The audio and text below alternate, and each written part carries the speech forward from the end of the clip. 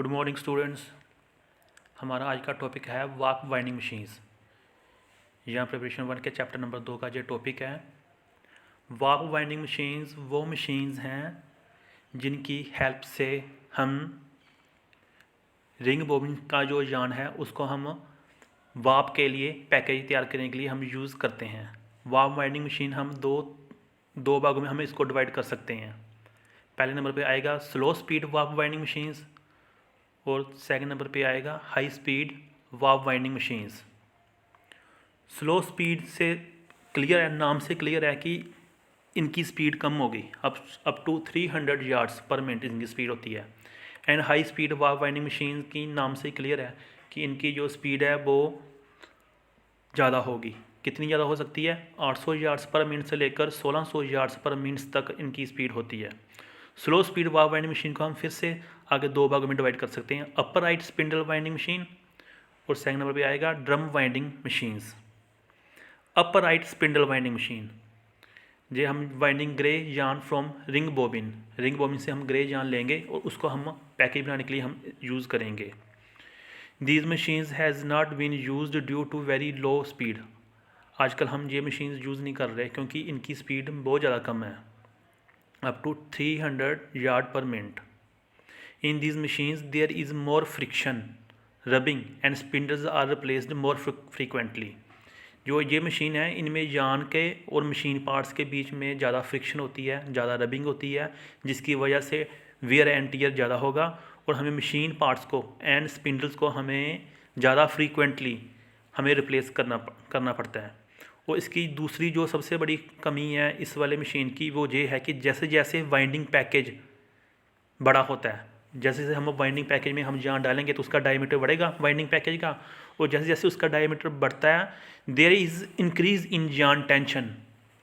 So package with different yarn tension is found at last creating problems for further process. जैसे जैसे हम wind करेंगे yarn की tension बढ़ती जाएगी। जैसे जब डायमीटर छोटा होगा वाइंडिंग पैकेज का तो टेंशन कम होगी, लेकिन जैसे जैसे डायमीटर इंक्रीज होगा वाइंडिंग पैकेज का तो जितना ज़्यादा डायमीटर होगा उतनी ही ज़्यादा टेंशन होगी। इस तरीके से हमें एक पैकेज मिलता है लास्ट में जिसकी सबसे जो बाहरी लेयर्स है उनमें यार्न की टेंशन ज़्यादा होती है, यार्न ज़्यादा कस के ऊपर लपेटा हुआ होता है, लेकिन जो बीच वाला यार्न है उनमें टेंशन कम होती है और वो ईजिली जहाँ लोयली उसमें यार्न उसके ऊपर लगा होता है। यहाँ पे आप फिगर देख सकते हो अपर राइट स्पिंडल की सबसे नीचे स्पिनर्स पैकेज है जो कि हमें स्पिनिंग से मिलेगा। उसके बाद यार्न गाइड है, यार्न गाइड का काम है यार्न को गाइड करना, प्रॉपर डायरेक्शन में लेके जाना।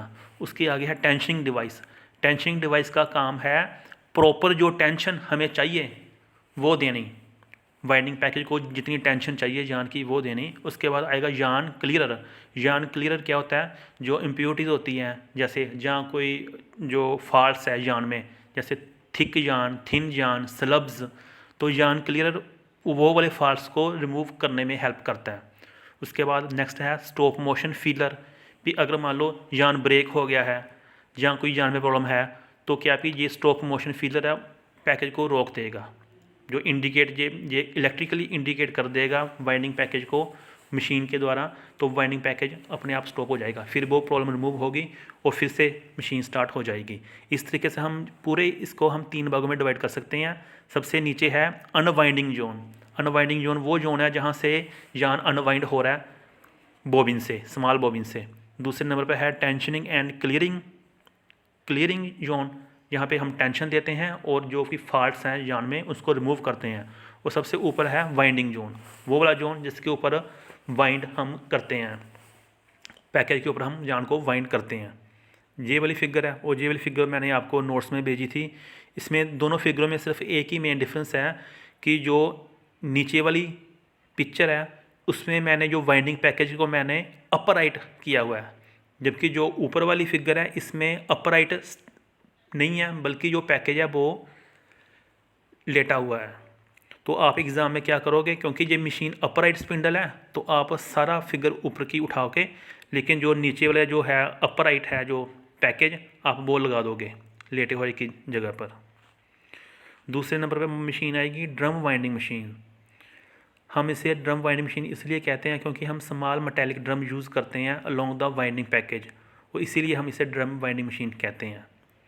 जो प्रॉब्लम थी पिछली मशीन में, अपराइट स्पिंडल मशीन में, कि जैसे जैसे डायमीटर इंक्रीज़ करता है और जान की टेंशन इंक्रीज़ होती रहती है, और हमें लास्ट में एक ऐसा पैकेज मिलता है जिसकी अंदरूनी और बाहरी जो टेंशन है जान की वो अलग अलग होती है। वो वाली प्रॉब्लम हम इस वाली मशीन में हम सोल्व कर लेते हैं।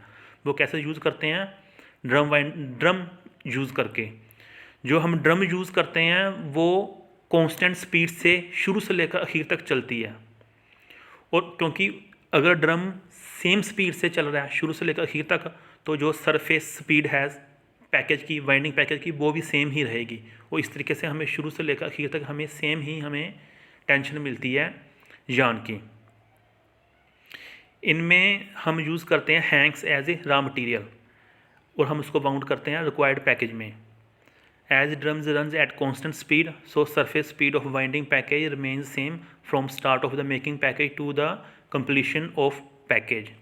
ये ड्रम वाइंडिंग मशीन की मैंने आपको फिगर दी है। सबसे नीचे रिंग बॉबिन है, वहाँ से हमें यार्न ले रहे हैं, आगे टेंशनिंग डिवाइस आ रहा है, यार्न गाइड आ रहा है, यार्न क्लियरर आ रहा है, स्टॉप मोशन फीलर आ रहा है, और